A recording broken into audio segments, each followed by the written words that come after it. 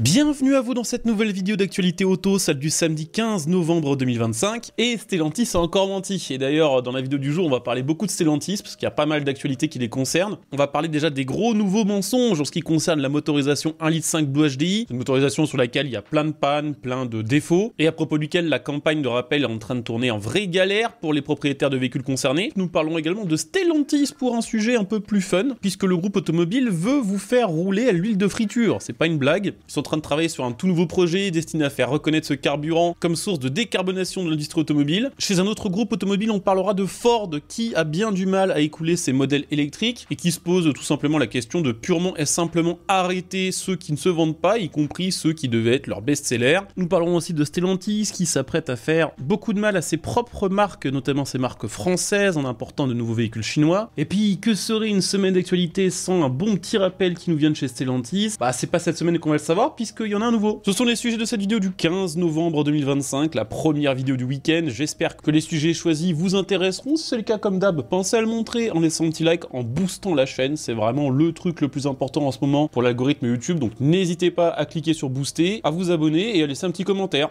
Je vous le disais, on va commencer cette vidéo en parlant de Stellantis, qui est pris en flagrant délit de mensonge, ou en tout cas en pleine tentative d'arranger la vérité. Alors c'est lié au moteur Blue HDI 1,5 litre, c'est un moteur dont on a déjà beaucoup parlé sur cette chaîne, il y a une vidéo dédiée si vous voulez comprendre tous les problèmes techniques qui sont liés à ce moteur. Pour résumer très rapidement, la chaîne de distribution peut s'étirer prématurément et ça crée tout un tas de problèmes, des problèmes assez graves qui peuvent aller jusqu'à la casse du moteur, et ça à des kilométrages assez faibles, 60-70 000 km, avec souvent une facture de près de 10 000 € pour les clients qui doivent le faire remplacer. Tout comme dans le cas du PureTech, Stellantis a mis la poussière sous le tapis pendant des années, mais le groupe a fini par craquer sous la pression des associations de consommateurs, mais également de plaintes collectives. Et en juillet 2025, le groupe a annoncé un rappel de près de 1 million de véhicules équipés de cette motorisation. Ça fait 4 mois que cette campagne de rappel a commencé, et sur internet, on commence à voir les premiers retours liés à cette campagne de rappel de la part de clients qui sont furieux, parce que Stellantis est tout simplement en train de transformer cette campagne de rappel en coup de com', essayant de faire croire qu'elle prend enfin le problème en charge, alors que dans les faits, pas du tout. Via ce premier retour, on apprend par exemple que le diagnostic, il est systématiquement réalisé grâce à une application audio qui est censée détecter un potentiel bruit métallique lié à l'étirement de la chaîne. Il n'y a aucun démontage de pièces qui est fait sur place, il n'y a aucune mesure de la chaîne qui est réalisée. Alors si le problème est détecté, bien sûr, Stellantis va prendre en charge le remplacement du moteur, à condition bien sûr que le véhicule respecte tout un tas de critères, et on en parlera après. Mais si aucun problème n'est détecté par l'application, le véhicule a simplement le droit à une vidange gratuite et à une reprogrammation électronique du véhicule. Et malheureusement, il y a plusieurs témoignages sur le sujet, c'est arrivé que l'application audio se trompe, qu'un problème de chaîne ne soit pas détecté et que quelques semaines après, le véhicule rende l'âme. Et dans ces cas-là, Stellantis va se défausser, expliquant qu'elle a contrôlé le véhicule quelques semaines avant et que le problème de casse moteur est dû à une mauvaise utilisation du véhicule par son conducteur. C'est pas le seul cas dans lequel Stellantis se défausse. Rappelez-vous, il y a quelques secondes, je vous parlais de différents critères que le véhicule devait respecter.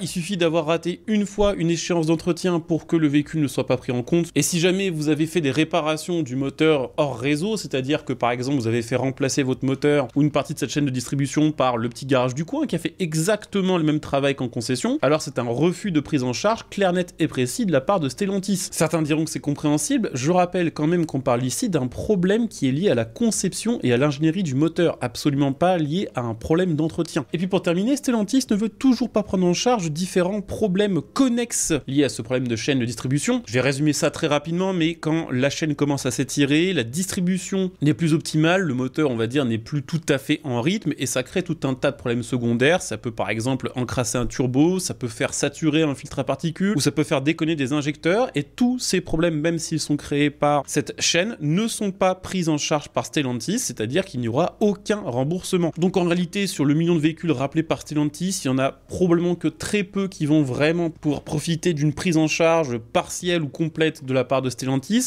Quand même le véhicule serait pris en charge par le groupe, sachez qu'il n'y a aucune compensation financière qui est prévue pour les multiples expertises qui auraient été payées par le client et que les véhicules sont parfois immobilisés pendant plusieurs mois. Il y a certains témoignages qui parlent de Peugeot Blue HDI immobilisé pendant 2 mois et demi le temps de la réparation et le temps que l'administration Stellantis se bouge le cul, avec, contrairement à dans le cas des airbags Takata, aucune prise en charge pour un véhicule de remplacement ou pour tous les frais liés à cette immobilisation. Donc ce rappel est en train de tourner clairement au vinaigre. Ce qu'attendent clairement les clients, comme dans le cas du PureTech, c'est que le défaut soit reconnu par Stellantis et que les indemnisations soient à la hauteur des préjudices réels.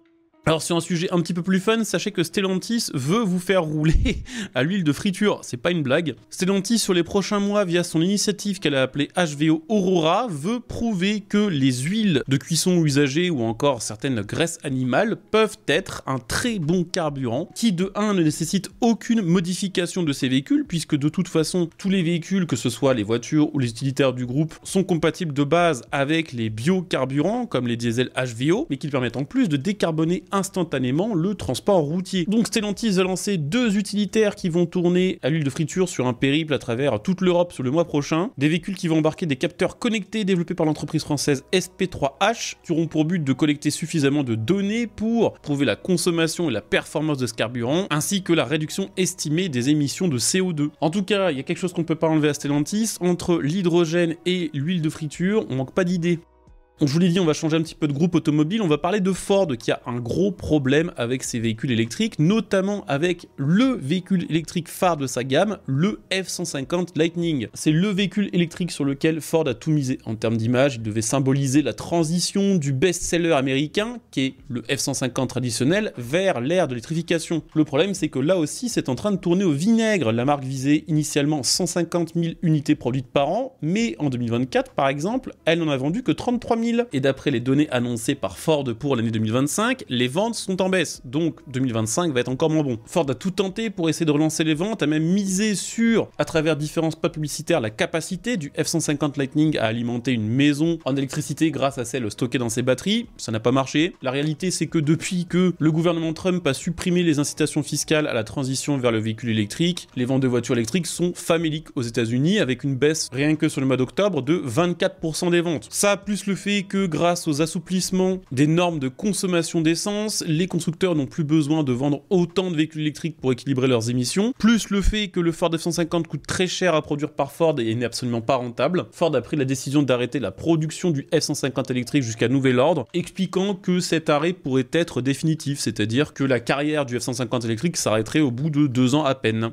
Bon, on retourne chez Stellantis, j'espère que ça vous aura pas trop manqué. On va parler du Leapmotor A10. Leapmotor, c'est une marque chinoise qui a fait un partenariat avec Stellantis pour être distribuée en Europe. Leapmotor s'apprête à lancer la production d'un nouveau SUV électrique compact, dont le tarif final en Europe tournerait aux alentours de 25 000 €. Ce véhicule, Stellantis a décidé de l'importer en Europe et c'est un problème parce qu'il pourrait, avec ce tarif, menacer les autres modèles urbains électriques, y compris ceux proposés déjà par le groupe Stellantis. On n'a pas énormément d'informations à son sujet pour le moment, en termes par exemple d'autonomie, de puissance de recharge. Ce qu'on sait, c'est qu'avec un tarif estimé de 25 000 €, le Leapmotor A10 serait probablement l'un des SUV les moins chers de Stellantis, voire même le moins cher. C'est 2 000 € moins cher qu'un Frontera ou qu'un C3 Aircross électrique, et c'est 4 000 € moins cher qu'un 2008 électrique. Alors est-ce que Leapmotor sera le cheval de Troie importé de Stellantis en Europe qui finira par racheter Stellantis, comme dit Carlos Tavares, qui est l'ancien grand patron de Stellantis? On verra. Ce qui est sûr, c'est que là, ça va pas arranger le cas des marques européennes. Et d'ailleurs, vu qu'on parle de SUV du groupe Stellantis, je vous mets une info dans l'info. Sachez que du côté de chez Citroën, on propose déjà une nouvelle ristourne sur le Citroën C5 Aircross électrique qui vient de sortir, avec la version hybride légère 145 chevaux, basée sur le moteur 3 cylindres 1,2 litre dont on n'a plus le droit de dire le nom, coûte désormais 33 290 € contre 34 990 précédemment, et la version électrique est disponible à partir de 37 490 € contre 40 290 précédemment, en sachant que Citroën mise surtout sur les offres de location où la version toute électrique revient à 378 € par mois après un premier loyer de plus de 3 000 € qui est couvert par la prime CEE,